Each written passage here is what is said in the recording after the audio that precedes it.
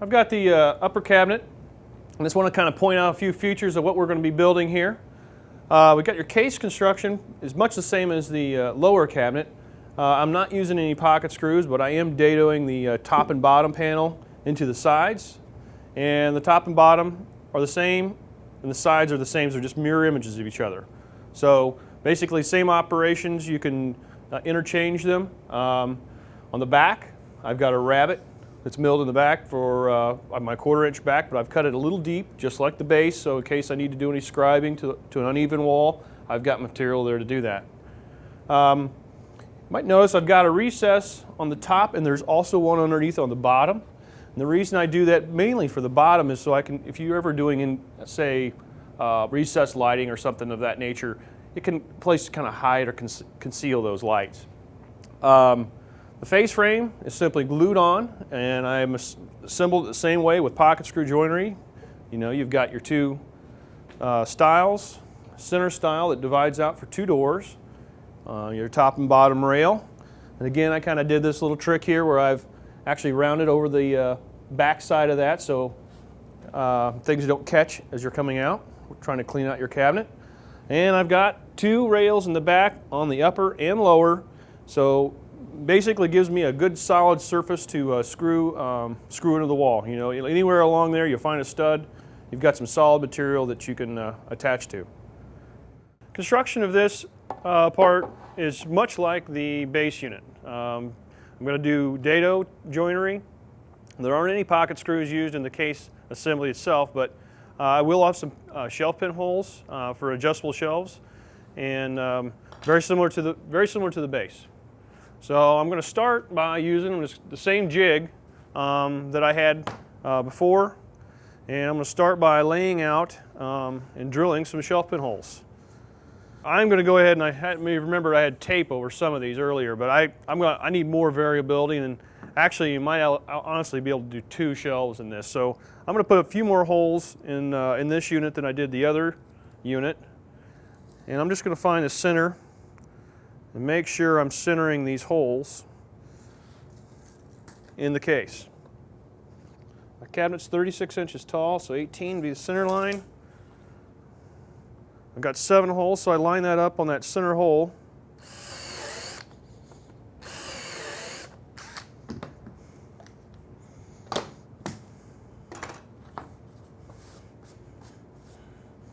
Okay, I need a layout line in the back. 18 inches. Another thing I do too on a jig, just so you kind of keep track, is I always like to mark one position as being up. That way I know to put the jig in the same orientation on not only front to back, but also on the other side. So this gets those holes a little more in an accurate position. If you freehand drill these, even on your drill press, you may not have them all exactly the same distance apart, but it won't matter if they're all in the same orientation.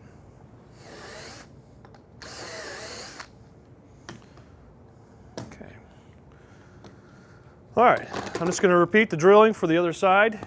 And at this point, one thing I am going to do, since both panels will be symmetrical, my arrow is pointing to this would be the up.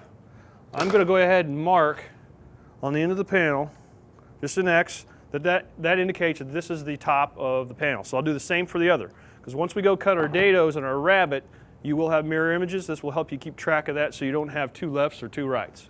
So I've got my 3/4 inch dado set up in the saw, much like I did for the base unit. It's shimmed out to fit the size of plywood that I'm using. And I've got my fence positioned.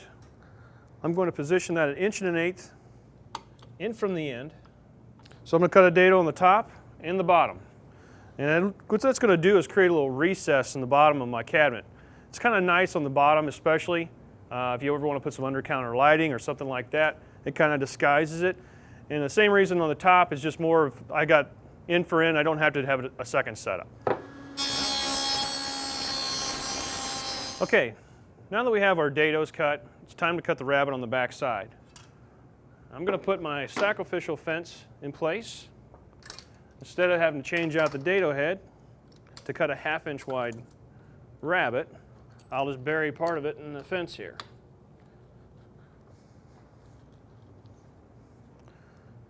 We only want a half an inch exposed. right? Okay, remember before we marked the top edge with an X. So when we cut this rabbet on the back side, I want one side, one panel with the X facing that way, going through the saw, and then I want the other one, I'm going to flip around so the X is facing towards me. That way you have a right and a left.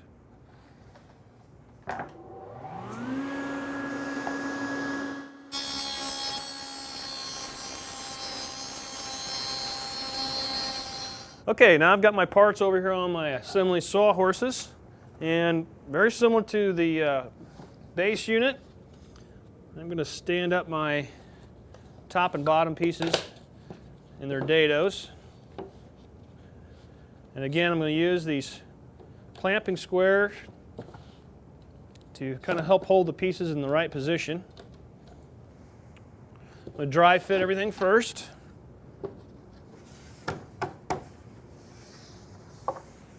Okay, so everything goes together good. Now we're ready for some glue.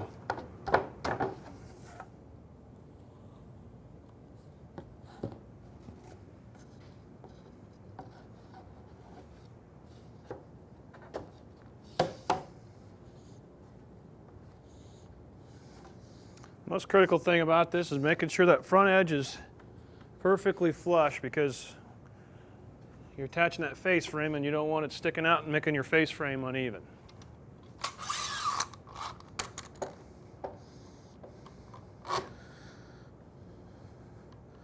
Again, we want to make sure our clamps are run parallel or parallel to the bottom and top panels. Okay, before we set this aside to dry, I'm going to go ahead and get a quick little diagonal measurement, check the square. We look to be in pretty good shape there. Okay, got our case, the glue's dried, and now we're ready to add one more part to this, actually, before we get our face frame on. And these upper, and which will be a lower back stretcher. And the primary purpose of this, one, it gives a little rigidity to the case, but also it provides a place, once you've got these in position inside, a place for you to drive screws through into the studs in the wall or wherever you're anchoring to. So, first thing I want to do is I'm going to add a little bit of a bead of a glue on the back side of this, or the top side of this, because we're going to glue it to the top and drive a couple pins to keep holding that place.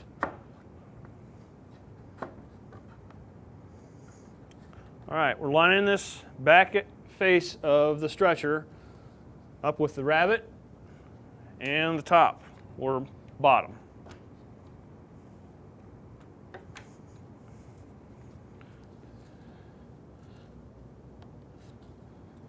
I've got a pretty good tight fit here, but again, driving those screws, if you don't clamp it, it's going to walk on you.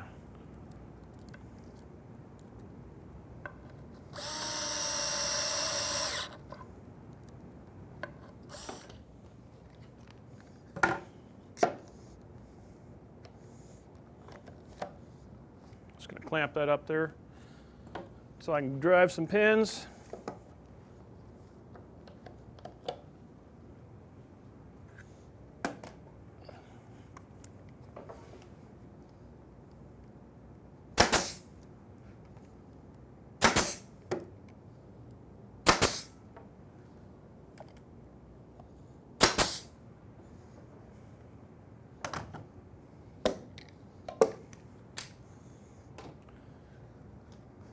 Okay, with that side done, we're just going to flip her over and do the other side.